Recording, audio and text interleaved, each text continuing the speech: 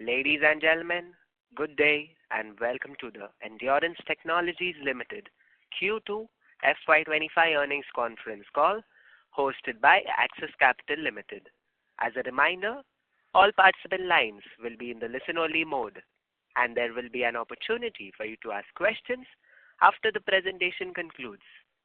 Should you need assistance during the conference call, please signal an operator by pressing star then 0 on your touchtone phone. Please note that this conference is being recorded. I now hand the conference over to Mr. Nishit Jalan from Axis Capital. Thank you and over to you, sir. Thank you, Del. Good morning, everyone. Welcome to Q2 FY25 post-results conference call of Endurance Technologies. We are pleased to host the entire management team of Endurance. We have with us Mr. Anurang Jain, Managing Director, Mr. Massimo Venuti, Director and CEO, Endurance Overseas, Mr. Rajendra Abhange, Director and COO, Mr. Raja Gopal Sastry, Group CFO, and Mr. Raj Kundra, Treasurer and Investor Relations. I'll hand over the call to Mr. Anurang Jain for his opening remarks, post which we can have the Q&A. Over to you, Anurang. Thanks a lot, everyone. We thank you for joining us and appreciate your time and interest in our company. You may have seen from our financials that we had a fairly strong Q2.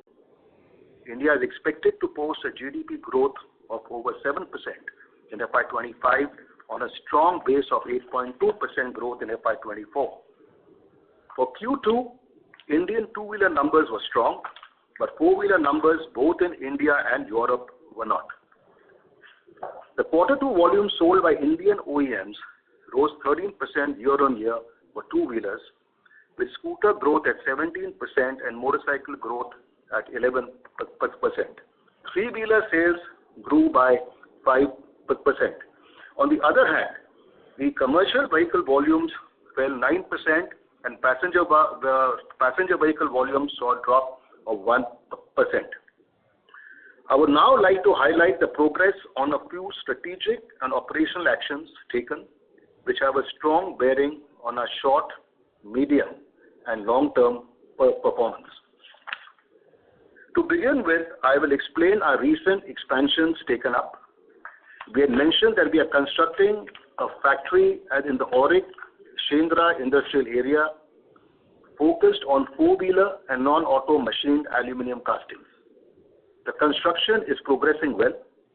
There is a very good interest from four-wheeler OEMs, both in domestic and export markets, and a few non-auto clients. This is evident from the large quantum of customer pre-qualifications and requests for quotes and our order intake. This progress makes us confident of meeting our business plan for the investment we are doing. You would have also noted our recent announcement on the new factory to manufacture two-wheeler alloy wheels in the Auric Bitkin industrial area. That is also in Aurangabad. We are particularly excited about this project due to the success of our alloy wheel plant in Chakan, where we have seen profitable growth with volumes growing almost fivefold in the last 5 years. This project will double our volumes from existing volumes at our Chakan alloy wheel plants. Moreover, with key learnings and targeted operational improvements, including automation in the new Auric Bitkin factory, we are expecting a good profitable growth. It is important to note that only half of the 30-acre Auric Bitkin industrial land will be used for this two-wheeler alloy wheel project, and the rest will give us headroom for expansion. It is encouraging for us to see that automotive companies like Toyota, JSW and Ather Energy are setting up greenfield plants also at the Auric Bitkin industrial area. I would like to mention that as far as the sales to electric vehicle two-wheelers are concerned in Q2 of FY25, it has almost doubled to rupees 739 million in Q2 over Q1 of this financial year, which was at 391 million. Our CAGR growth in the last 3.5 years is 236% as compared to the electric two-wheeler industry 3.5-year growth of 147%. This is as per the Vahan data. This growth in our sales is across all our product segments, including suspension, aluminum castings, braking, as well as alloy wheels. I will now speak on some important operational topics. First, I would like to speak on suspensions. In the past, we have mentioned about some of our suspension plants not running to full capacity.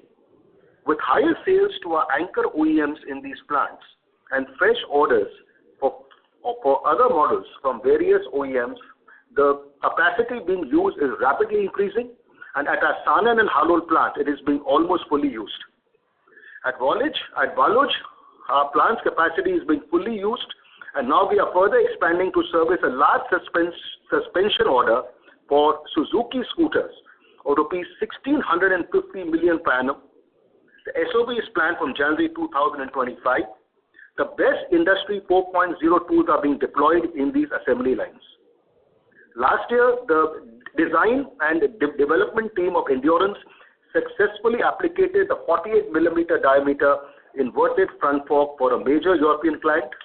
This is the largest diameter front fork being used worldwide and help us in our future growth. In our suspension business, we continue to undertake various projects to help in our profitable growth. We have spoken to you in the past about our backward integration through aluminum forgings. We are also engaging other levers as value engineering, right sourcing, and process innovation to lower our cost and remain competitive. Now moving on to our braking segment, which shows a robust improvement in every dimension, namely scale, operational parameters, cost competitiveness, order acquisition from multiple OEMs, and increase in our share of business.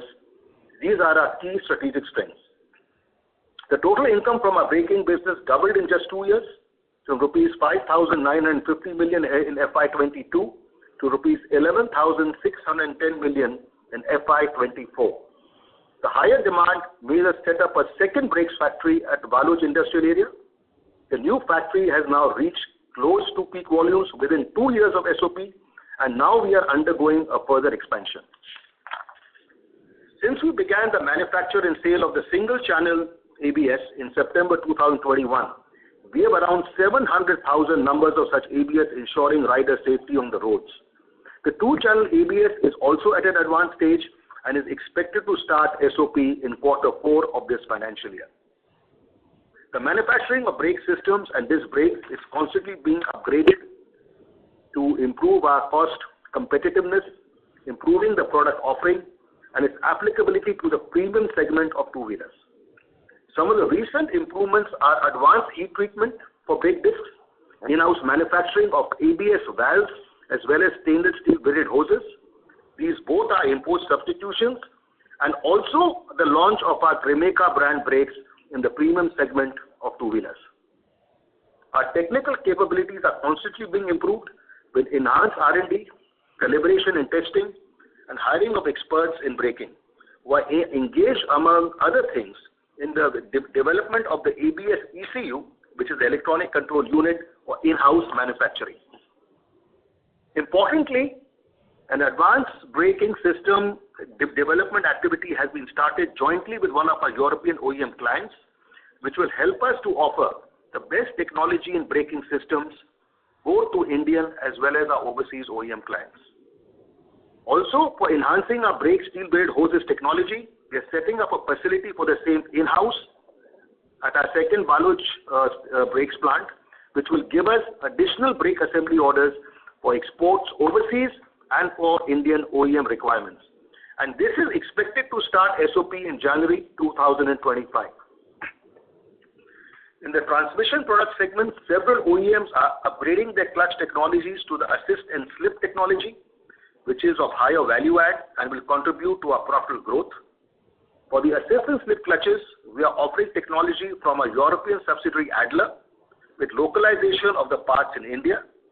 This SOP will start in Q4 of this financial year. As far as our transmission drive shaft business is concerned, at Waluj, the capacity is now being fully used. We at present manufacture for three three-wheeler OEMs and are targeting orders from 2 more OEM clients. We continue to maintain being a leader in the machined aluminum die casting business. In our Chakan castings plant, we are constructing a new building to cater to 4-wheeler machine casting requirement. Here we will see improved quality standards and cost optimization because of automation. We have also put an unmanned machining line for a 4-wheeler application. A recent exercise of improving processes using TPM philosophy and other productivity tools is underway, and we are already seeing operational efficiency improvements. Our strategic venture into electronics is slowly gaining traction, and this quarter witnessed certain turnaround events. Our battery management system offtake by a key OEM client has picked up, leading to a significantly improved financials for our subsidiary Maxwell and better use of our surface-mounted technology line we have set up for BMS at our Baluj plant. Further, our pursuit for electronics business other than BM is also progressing well. I will now touch upon our order intake, which was part of our presentation that was uploaded last evening. Our order wins and requests for quotes where we are targeting new business is a testimony to our market leadership and ability to increase our content per vehicle in several models across OEMs. In the last 6 months, we have won rupees 3,082 million of non-Bajaj orders, bulk of which are new orders. Only rupees 334 million of these orders are of replacement nature. With this, the new orders booked over the last 4.5 years has reached 29,268 million, which should reach peak in FY27. These orders involve diversification of our customer portfolio and expansion of our share of business with all the OEMs across our product range. The major orders won till date in this financial year are for the Hero MotoCorp brakes business, TVS brakes business, Ether Energy battery parts aluminum casting business, and Gendrac USA aluminum casting business for their stationary engines. We are in the process of submitting our quotations for business totaling rupees 22,153 million. In Q2, Bajaj Auto, our major customer, has shown a healthy growth in volumes, both in 2-wheelers and 3-wheelers. And we also had a good growth in our sales, which was experienced by the use of a better premium product mix, especially in the areas of suspension and braking. Coming to our focus on ESG, Endurance is striving for being carbon neutral through solar and wind power and driving tree plantations. We are also seeing increased use of natural gas and LPG in lieu of diesel and furnace oil. We have reached a carbon neutral percentage of 35% till date in FY25, and our aspiration is to reach a carbon neutral percentage of more than 50% by FY30. We are also focusing on lowering hazardous waste generation, achieving zero waste to landfill, improving water recovery percentage, and lowering resource consumption per unit of sale, not only in our plants but also in the value chain. On the social front, our focus and emphasis is on human capital management, labor practices, health and safety, and talent diversity. We are happy to induct in our board of directors of Endurance and its 2 direct subsidiaries in Europe, Mr. Alfredo Altavilla. He is an independent director. He is an industry stalwart with a commendable track record, serving in senior roles including board seats in global automotive companies such as Ferrari, Texas, and Chrysler. I also take this opportunity to thank our earlier independent director, Mr. Roberto Testore, for his contribution to Endurance in his role as an independent director. Endurance Technologies has been recognized by its OEM clients, its customers, and industry forums with several awards and recognitions. Some of them are the Best Delivery Management Award from Honda Motorcycles and Scooters India in 2024, Persisting Affiliation Award from Piaggio in 2024, the Value Engineering Award from Royal Enfield in 2024, and the Ford Q1 certification for the die casting and machining plant at Chakan in 2024. We are also making good progress on executing our strategy for growth, which focuses on, firstly, to further strengthen our presence as a two-wheeler Tier 1 supplier, which at present is our core business in India, by supplying multiple products to all OEMs with high share of business. Also by improving the product mix by providing more high-value parts in this space.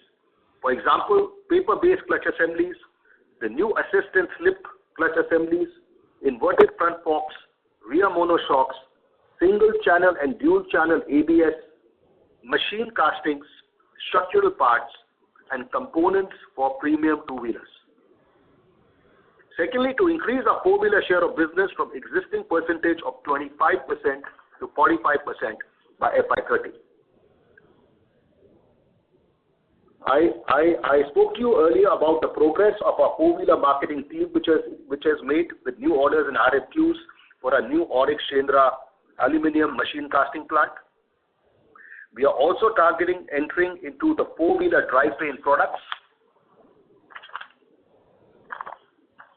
We are expanding our aluminum forging unit, where we will target more four-wheeler business. In view of products required by four-wheeler OEMs, we are adding an advanced friction welding technology in our aluminum forging plant. This is to supply to four-wheeler OEMs.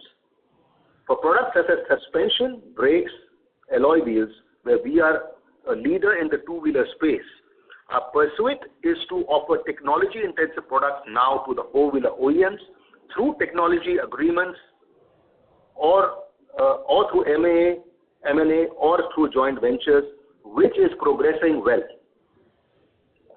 Our aim is to continue to grow our Europe business, which in any case focuses on four-wheeler, both organically and through M&A.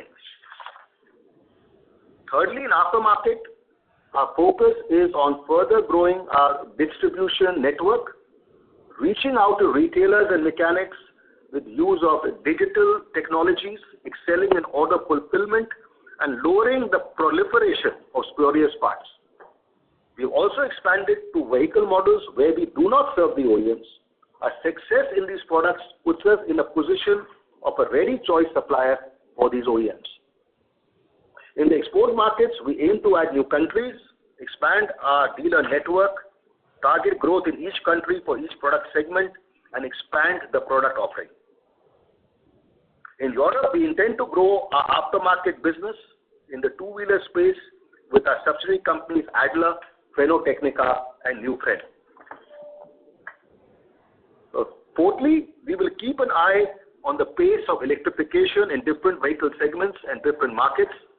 Our strategy is to ensure good order intake for the EV and hybrid segments, particularly in the areas where electrification is rapid. Finally, we are invested in electronics through acquisition of Maxwell and our investment in the surface-mounted technology line in our Valuj plant, and for our ABS electronic control unit requirement. We also have electronic control damping in suspension. With greater use of electronics in our existing and future products, we will continue to invest in and launch new electronic applications. In Europe, in the first half of FY25, we won orders for peak annual sales of 23.6 million euro. This includes machine castings for the BMW EV transmission of 10.5 million euro and assemblies for the Volkswagen EV castings of 7.6 million euro. Further, we have won orders for 1 million euro of finished aluminum castings from a non-automotive client. Our European business has stood strong in spite of headwinds in the form of pandemic-induced lockdowns, extremely high energy prices, and low vehicle sale volumes due to demand or supply chain issues. Our focus on serving the OEM customers through product development, quality, competitive pricing, and professional service has been unwavering. Internally, we are focused on making ourselves financially stronger and more diverse. Our OEM customers see this as a strength for their supply chain. With new orders and increasing market share, Endurance's Europe business is well placed in terms of combating the adverse market conditions. Now, coming to the financials, the quarterly information has been uploaded at the stock exchanges last evening, along with our presentation explaining the numbers. I will, however, describe a few key data points. The quarter witnessed a strong performance on all parameters. Our standalone and consolidated total income grew to rupees 23.2 billion and rupees 29.4 billion respectively, which is a 16.8% and a 14.8% year-on-year growth. Our standalone and consolidated net profits grew to rupees 1.85 billion and rupees 2.03 billion respectively, which is a 29.7% and 31.3% year-on-year growth. Our profit after tax percentage growth, which is twice the total income growth, reflects a healthy expansion of margins.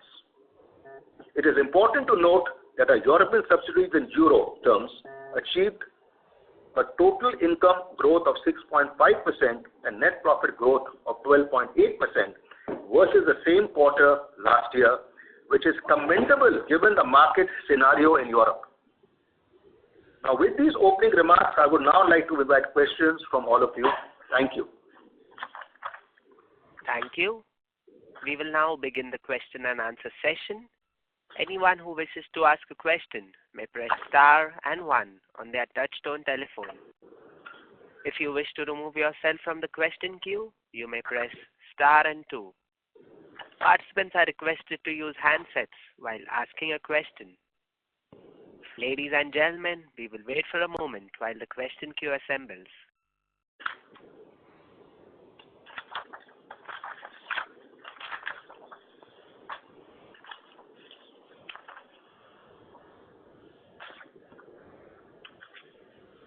The first question is from the line of Mumuksh Mandlesha from Anand Rathi Institutional Equities. Please go ahead. Yeah, thank you, sir, for the opportunity and happy festive greetings to the management. Sir, can you provide some more details on how do you see the revenue ramp up for the new Auric plant which is starting from the next year, and any details on what kind of products we are targeting? Also on this, can you add for the four-wheeler segment, you mentioned about the drivetrain products and forging, aluminum forging opportunities. Can you share more or more how do you see the revenue projection for this new products? Yes, sure. See, as far as the first project we had announced was for the four-wheeler aluminium machine castings as well as the non-auto aluminium machine casting, which was in the Auric Shendra area at Chhatrapati Sambhajinagar. And this plant already the construction has started, and we are targeting that by second quarter of next financial year, we are able to manufacture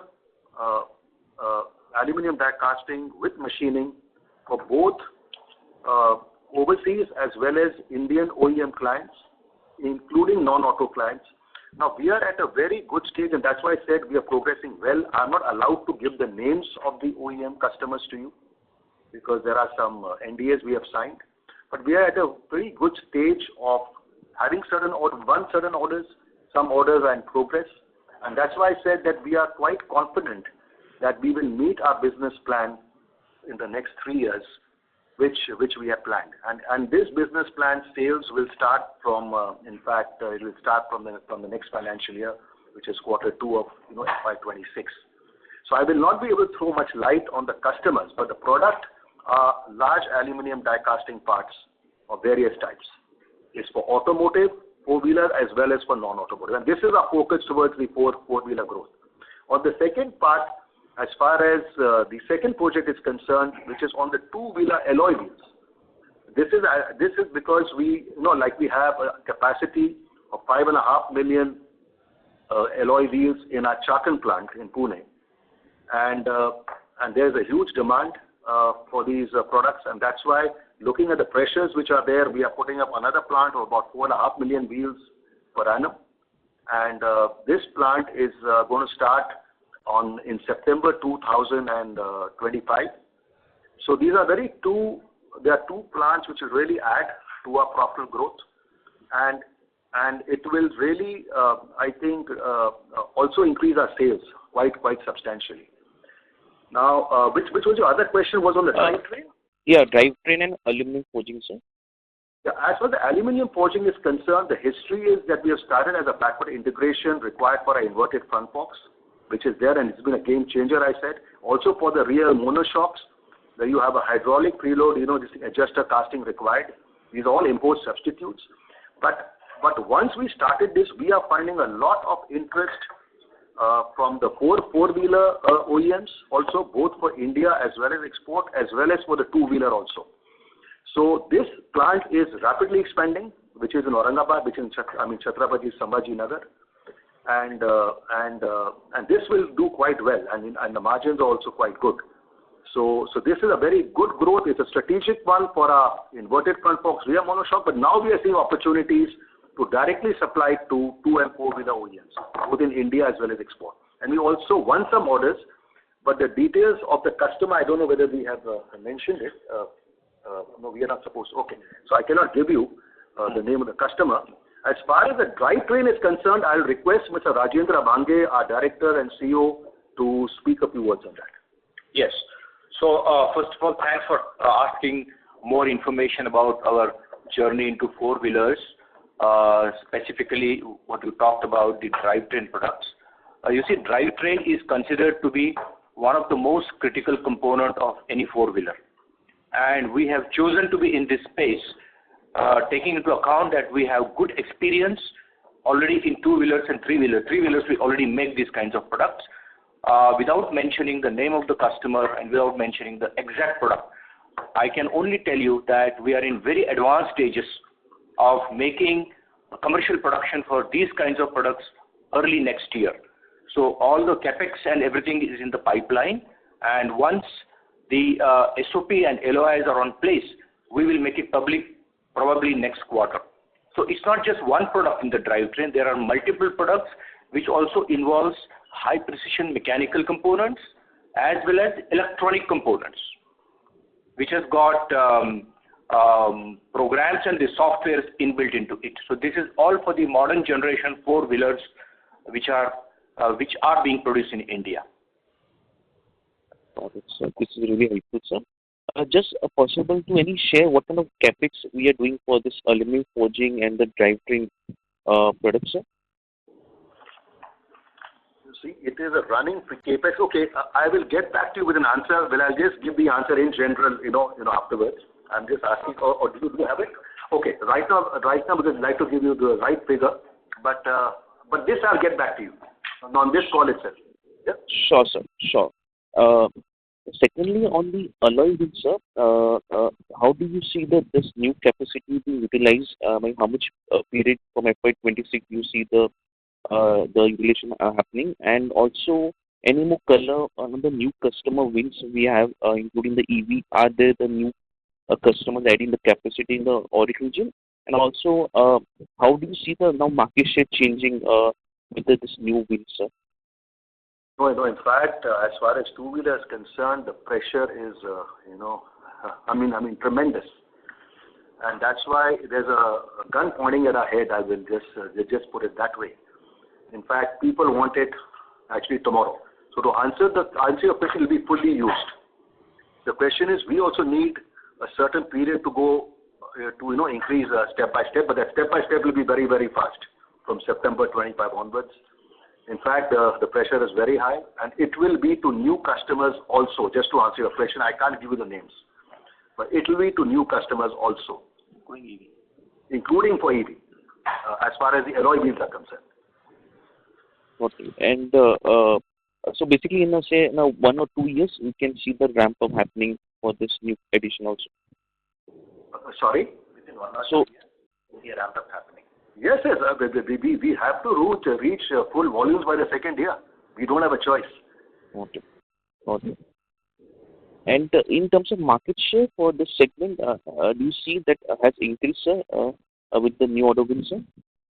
Yes, see, right now, if you see our alloy wheel market share is 13.3%, okay?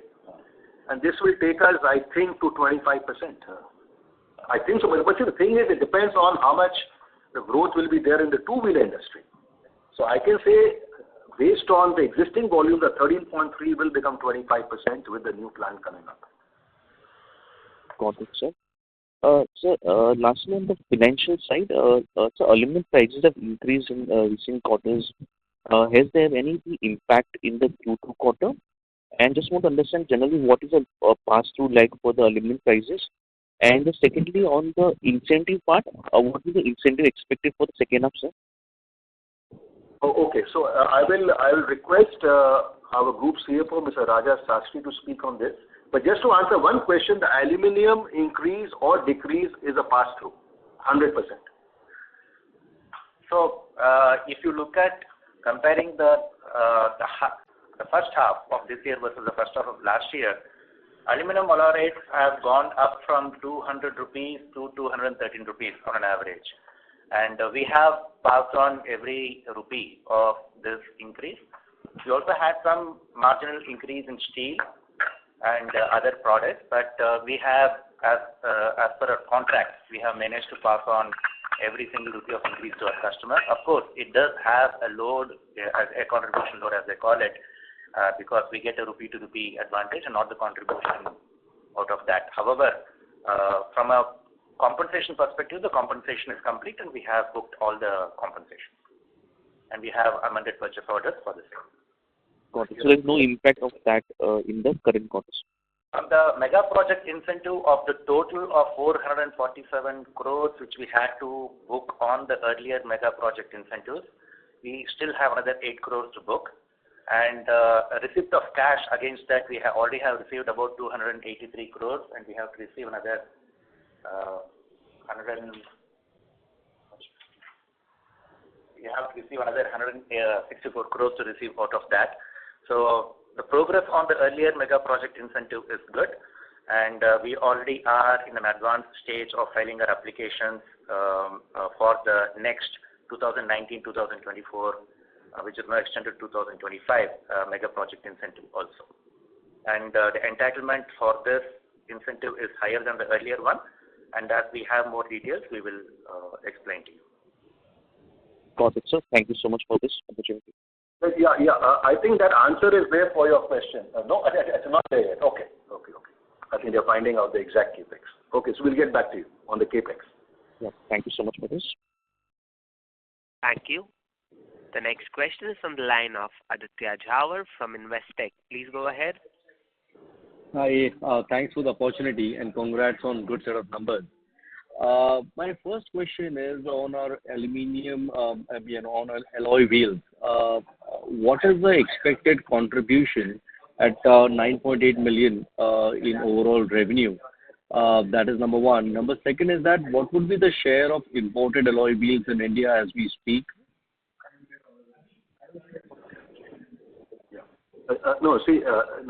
Aditya, we do not share the contribution figures. We don't share. I can only say that it's an important part of sales growth and profit growth. Sure. So I cannot give you the contribution figures. It is a sensitive information. And import share in India? The import of alloy wheels? No. Yes. Import, yeah. How much is imported? How much? See, as far as I know, there would be very small pockets where certain customers are importing, but I think it's practically zero now. As far as imports are concerned, it's all bought from Indian OEMs, or there are foreign players, who are in India. But as far as I can think, I've not heard of any imports as of now. I think it's practically stopped. But I could be wrong. I mean, there could be few pockets. I will just add to what you said. You see, there is a BIS introduction in India, as you might be aware. Because of BIS, Bureau of Indian Standards, against which the imports are not allowed. Only if you're exporting the vehicle, I think in that context you can get some special alloy wheels. But now almost everything is localized. Sure. That's helpful. Second question is on profitability of the standalone operation. So this time around we saw a spike in OpEx, operating expenses. So it almost increased 20% YOY to almost about 400 crores. So is there anything that you would like to call out on this? Why this question? Because if you look at our margin expansion, it is largely driven by gross margin. We did not have a significant benefit of operating leverage despite a 16% top line growth. So is there anything that you would like to call out in OpEx, number one? Number second, how should we look at standalone margin in the medium to long term? So Raja, would you like to take that question? So Aditya, a good question. See, our standalone income went up by 16.8%. And if you look at our PAT, it has gone up by 29.7%. So I would still say there is an expansion in margin. However, your question on the other expenses is correct. There has been an increase. While our raw material costs have gone up by 15.2%, other expenses have gone up by 19.6%. We do have a pretty detailed analysis into why these expenses have gone up. There have been some special processes which we had to add to our production, like we had to have some anodizing processes for specific customers. We were impacted by the minimum wage increase and certain other topics which increased our other expenses. However, there are quite a lot of initiatives underway in terms of improving our efficiencies, and the managing director mentioned about the TPM exercises in some of our plants. And these are specifically aimed at improving our operational efficiencies. Thereby, see that we are gaining more because of the volume increases which we're having, and ensure that we have better expansion of margin. Does that answer your question? Yeah, to some extent, because some of the items you mentioned are more part of COGS and employee cost. Now, one would expect that with a better utilization of some of our plants, especially the suspension plant, we could start seeing, slight better, performance at EBITDA level. But EBITDA margin, increased, only by 40 basis point YOY. That was driven by gross margin. So I'm just trying to understand that, is there, this number of 400 crore, is there anything, one time that you would like to call out, or this is a, recurring run rate from here on? And when we have to look at margin from FY25 or 26 perspective, what are the drivers of margin expansion, or are there any headwind? Because multiple factors will flow with regard to product mix change, greenfield facilities coming on stream. And so if you would like to, throw some light on how should we think about margin for the next 2 years. So I will go with your last question first. The greenfields which are being set up, right? Because if you look at the alloy wheel plant which we are setting up, all the lessons which we have learned in our existing facilities which are manufacturing a significant portion of alloy wheels are already implemented at a design stage. So the aim of these new greenfield facilities is to be margin accretive, point one. Second element is, do we see any headwinds because of different product mixes? No, we only see tailwinds, because the kind of order acquisition which we have is in the proprietary range and also some of our better product range. So we're only seeing that it will be benefiting our margins from the product mix perspective. And the most important element is, as we now are looking at our operational efficiencies with bigger, more powerful lenses, we are only seeing that our ability to get more out of our revenues in terms of margins, we will only improve.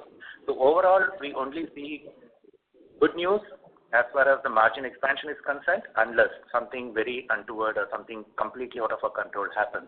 But the aim and the trajectory from here on, we see a very strong performance from us. Sure. Thank you. Next question is on Europe. It would be great if, Massimo, you can, highlight, clearly there's a BMW order win for e-axle. It's a, big development. So how is the commercialization of this plant, number one? Number second, that the new facility for transmission housing that we have made in Italy, if you can, talk a little bit more about it in terms of where are we in terms of ramping up, what could be the potential revenue, and are we targeting new set of customers, for, from this business line? Okay. So the first question, we closed this agreement with a new customer for us. Aisin is a company inside of Toyota Group. They took this important business for BMW, and we are their partner for the raw part and machining of this component transmission. This is a strategic project of BMW. They want to reach 500,000 parts per year starting from 2027. The start of production will be in 2026, and we will do the foundry and the machining activity in Germany. Speaking about the second project, transmission for Punch Stellantis. As you know, we acquired 2 years ago 850,000 parts per year. We started the production in July of the previous financial year. In this moment, we are reaching 45,000 parts per month. We will reach 65,000, the top of volume, starting from the second week of December of this financial year. And in this moment, we are discussing with the customer a possible increase of volume for this part. This is an absolutely strategic project for us because we are speaking about only machining, and so the added value is very high. And this is the reason why in our profit and loss in this quarter, you see an important increase of the other expenses due to the fact that in this moment we are using for this new plant rent people because we want to maintain flexibility, and this is the reason why there is an increase of other expenses and non-material costs. The total turnover of this project could be 70 million euro, more or less, 75 million euro, and the peak of volume will be in February of the next financial year. But I repeat, we are discussing this moment with the Stellantis the possibility to increase on top of 850,000 parts other volume, which depends on the market. But as you know, in this moment in the European market, the Maidadi solution is the first one in terms of volume. Yeah. Okay. That's quite helpful, Massimo. Final question is on outlook of Europe. So this quarter we did reasonably well. Despite a decline in registration, we reported a strong growth of about 6%. But, looking at the, next few quarters and, the interaction with customers, what is your sense in terms of overall industry growth in Europe in second half of the year? And what should be that number, for endurance? So, Aditya, the situation in Europe in this moment, frankly speaking, is not so good. But touch wood, the situation of endurance is completely different. The market closed with a reduction of registration of 6.4% in the previous quarter, and endurance grew 6.4% compared to the previous quarter. So it means that we are gaining market share to our competitor, and this is due to the fact that in the last 5 years, we acquired an unbelievable number of projects, 160 million, and we are starting production with this new project. And even if I analyze the single project compared to the volume of the previous year, we have seen a reduction that everybody is seeing into the market. With the start of production of the new project, we are growing in an important way. We close in terms of turnover with 6.9 million euro compared 62.8% with an increase of 6.4%. The EBITDA grew 15.1% compared to the previous year. We closed with 16%, 10.7 million euro in the second quarter. The net result was 2.9 million euro, 4.3% with an increase of 13.7% compared to the previous year. If you ask me, as you know, the second quarter in Europe is usually the less one in terms of volume because we have August. August is historically a month of holiday, and this is the reason why if you compare the quarter compared to the first quarter, there is a reduction. But in the previous quarter, there was a reduction compared to the previous quarter of 20% of registration, and so endurance is growing more than the double compared to the market. And so also for the future, I see this scenario, and I repeat, I'm really optimistic for the third and for the fourth quarter of this financial year. Perfect. That's very helpful. Thank you and all the best. Thank you. The next question is from the line of Jinesh Gandhi from Ambit Capital. Please go ahead. Yeah, hi. First question is on the PV drivetrain business which you're talking about. So this is going to be through the aluminum die casting technology, or we are looking beyond that and totally different product or technologies which will be coming into that? We talked about electronics as well, but can you throw more light on that? Yes. Thanks for the question. The drivetrain products are not the die-cast products, which we are already into. We are already supplying to major OEMs in India and overseas. These are proprietary products in nature, and they are engaged in transmitting the motion to the wheels. So the castings are stationary components, but these are rotating components. And it has also got electronics inbuilt into it because the vehicles are getting smarter. So we are offering a complete solution to the vehicle manufacturers. And this is developed in-house, or we have a partnership with someone? This is a part of it is in-house and part of it is going to be in partnerships. Got it. Second question is with respect to the alloy wheel business. So clearly there is a good amount of demand which is there, but there is substantial amount of capacity addition happening, not just at Endurance, but other players as well. So in that context, how should we think about the margins for aluminum alloy wheel business? Would it be similar to the standalone margins, better or lower? If you can talk directionally about it. No, I don't see it will impact the margins, and I think the capacities which are coming up are in line with the LOIs which the customers are giving to different suppliers. Now, of course, it will depend upon how the two-wheeler industry grows. But there is also a use of alloy wheels which were not being used. There were those steel, those steel wheels which were being used, which are getting converted to alloy wheels now. So there are many tools. So the demand is also coming from there. You know what I'm saying? Right. Partly the growth and partly it is the substitution of aluminum alloy wheels with the earlier steel wheels. And as far as margins are concerned, I think industry has gone through, to be honest, a very torment time the last 15 years. With the Chinese imports and everything. Now I think the prices, I would tend to believe, are quite well settled, very competitive, and I don't see a change there. Got it. And with respect to ABS, how big ABS business is now, given that we are already supplying single channel ABS? Can you talk about the size of the business now and also the roadmap going forward on the dual channel ABS? Any order wins on that side? Yeah, see, right now we are supplying at a run rate of 400,000 single channel. Now we have a capacity of another 240,000, which is for the dual channel, which is, I said, is starting in Q4 of this financial year. And so right now you can say that the capacity which we will have is 640,000 in a market of maybe 3.5 million, or I would say more towards 3.5 million. So we will slowly ramp up based on our technical capabilities and competitive pricing.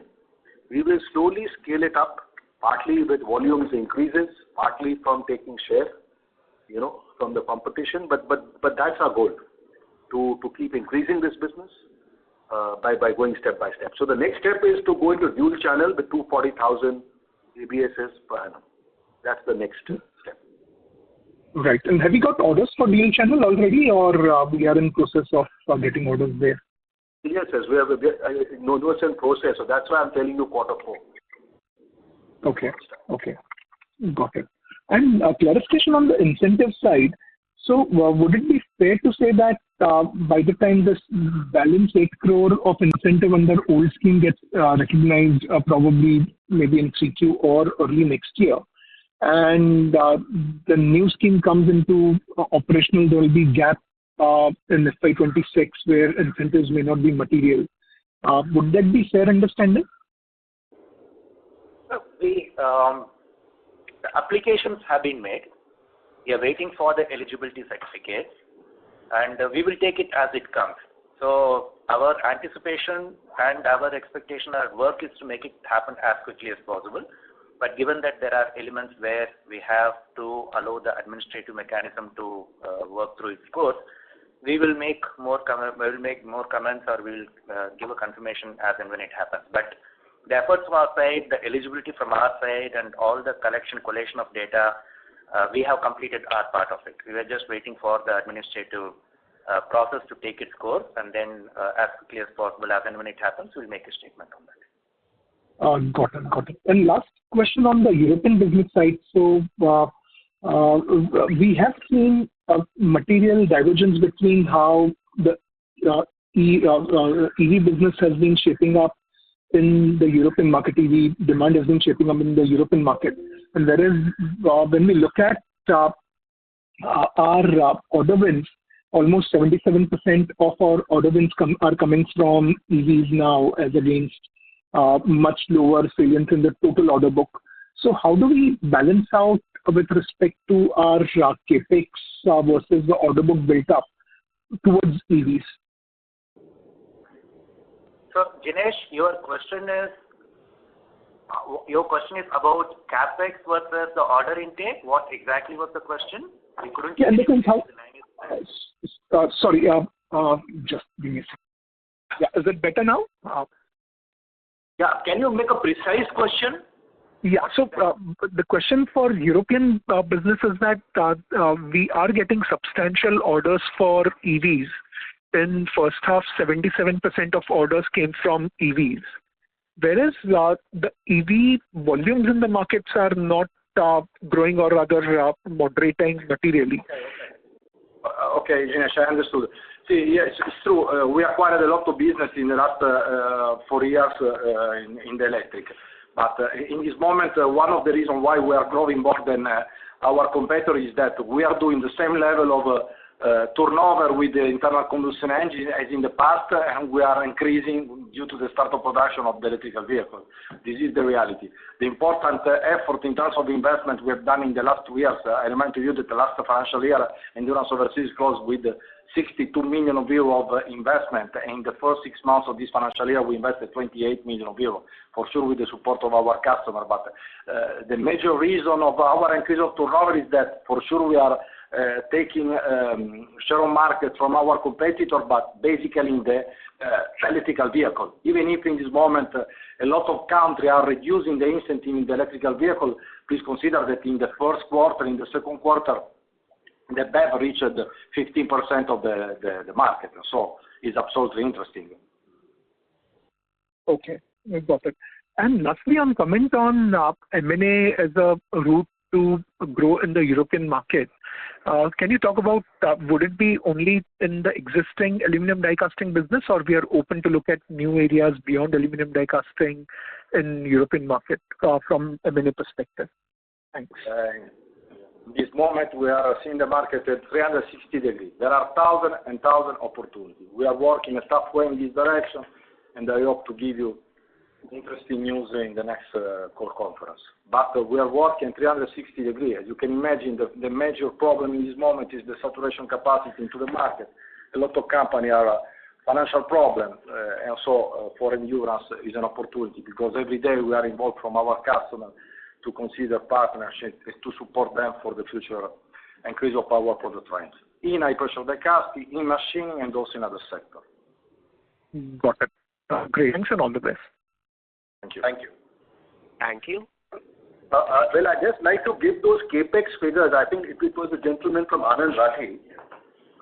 So the capex for aluminium forgings, which is done till date, is 63 crores, and for drive shaft, it's rupees 40 crores. I just want to give that reply. Thank you. The next question is from the line of Arvind Sharma from Citibank. Please go ahead. Thank you, sir. Good morning. Thank you for taking my question.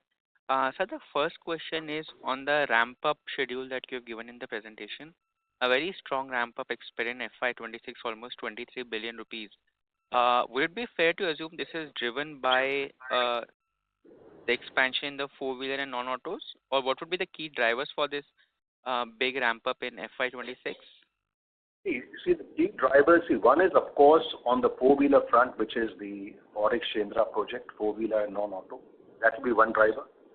And the second, and there'll be other drivers. One is the increase in the business we are getting on suspension, braking, as well as a two-wheeler new alloy wheel plant which is being set up.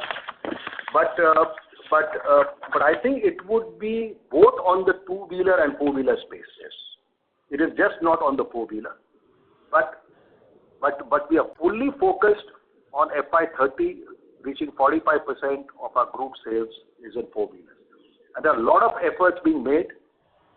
And as we go along, we will start informing you, as it happens. Mr. Rajendra Bhange, our Director CEO, has already talked about it briefly. But what you see right now, whatever we have talked, is a combination of two-wheeler and four-wheeler. Two-wheeler is largely alloy wheel, transmission, braking, and on the four-wheeler it is this whole. It will be the drivetrain, and it will be the four-wheeler aluminum die casting and machining at Auric Shendra, as well as in our plant at Chakan. I said a new building is coming up to cater to all four-wheeler casting space. So it's a combination of both. Got it, sir. So it would be fair to assume a decent big ramp up in FY26 revenue or FY25, purely based on the PPT that you've shared. Yes, of course. Thank you. Sir, second question, just sorry I missed it. The revenue, EBITDA and PAT in euro terms, I missed that part. Euro? No, you're saying sales, EBITDA and PAT in Europe. In the European business, sir. I think Massimo shared, but I missed that part. So, second quarter, 66.9 million euro total turnover, increase of 6.4% compared to the previous year. EBITDA, 10.7 million euro, 16%, with an increase of 15.1% compared to the previous year.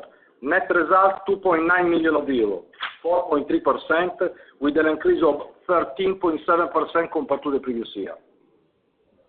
Got it. Thank you so much, sir, for taking my question. That's all from my side. Thanks. Thank you. Thank you. The next question is from the line of Pramod Amte from Incred Equities. Please go ahead. Yeah, hi. Thanks for taking the question. So this is some clarification on this drivetrain aggression which you have planned for four-wheelers. Is it going to be for ICE vehicles, and how do you see it with the risk of EVs or hybrids? Sorry, can you just make the question clear? What? No, you said you are entering into a drivetrain components for four-wheelers, right? If I heard you correct. So how do you see the risk of EV and hybrids when you are entering this new stream of business? Okay. Almost no risk, first of all, because EV penetration is still very small in four-wheelers, and the ICE vehicles are produced in the huge numbers, and it's not going to reduce anymore. So our products are ICE agnostic. However, we don't see any risk of EV to these products, at least for next 10 years. Okay. And sure. Answer your question, these are EV agnostic products. Okay. Thanks for that clarification. But since you said it's more of a drivetrain, a little bit confused in terms of how it can be more EV agnostic. Might be I can take it offline to get more details on the same. Yeah, we can take it offline. Sure. And second one is with regard to European business. Interesting to see new products taking your technology competence to a new level. So how do you see this BMW EXL components versus what you are already doing for the other car makers? One. Second, with regard to specialty plastics, is it a new avenue you are trying to look at as a business opportunity in the car space? So regarding the first question, we are producing similar parts for other customers, axle part and transmission for Volkswagen and Mercedes, and so we don't see particular problem. The strategic reason for this acquisition is due to the new customer, Aisin.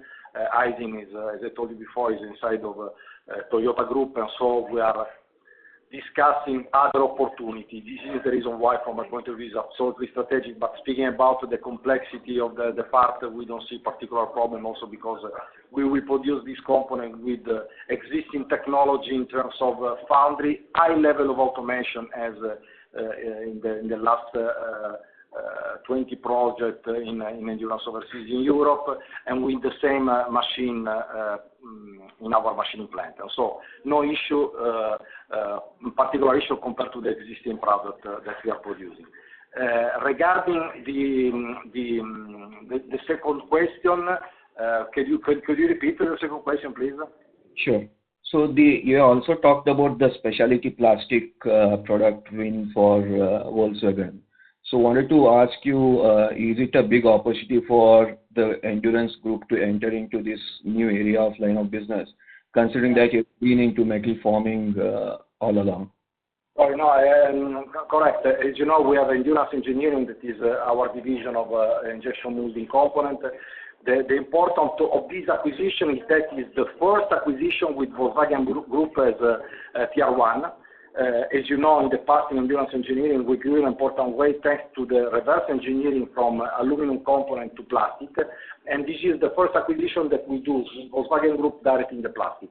And why strategic? Because unfortunately in the plastic component in this moment, there are a lot of production capacity free into the market, a lot of companies with financial problems. For this reason, the customer is considering the opportunity to start in production with the new supplier. And for this reason, I presume that if we are able, as I'm sure, to respect the quality and the due date for the start of production, we could be involved in other future projects in the plastic with Volkswagen Group, with Porsche, with Audi, with Skoda, with all the brands that we are serving for the aluminum high pressure die casting and gravity in this moment. Sure. Interesting. Thanks and all the best. Thank you. The next question is on the line of Dev Agarwal from Fincom Family Office. Please go ahead. Thanks for the opportunity. So I just wanted to know about your outlook on the entire aluminum casting sector and your current market share, if you can share it. And secondly, we are right now reading the articles of the auto dealers having inventory of around 80,000 crores. So do you see any risk of delay in offtakes of any aluminum casting products and any risk to entire aluminum casting sector? No, as far as the stocks of the four-wheeler passenger cars are concerned, I can only answer for ourselves. We have not got any indication as such that there would be any impact on our sales or on our business, So I will not be able to tell you in general about the overall sector in India and the impact it will have. But we are not seeing much of an impact in India, because in India, as you know, almost 80% we are for two-wheelers. So we are not seeing that kind of impact in our business in India.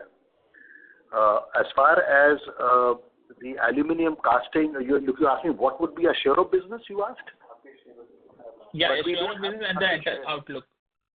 We don't have a market share. I mean, we have a capacity of 100,000 metric tons per annum in our various plants, and which is of course is being largely used, and because you have so many number of players, into smaller aluminium castings, different types of casting, low pressure, gravity, high pressure.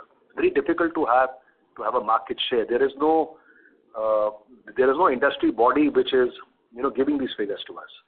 So I will not be able to tell you. But as a company, of course, see, aluminium casting as a metal, whether it's casting or forging, is a huge opportunity because it is used more in EVs.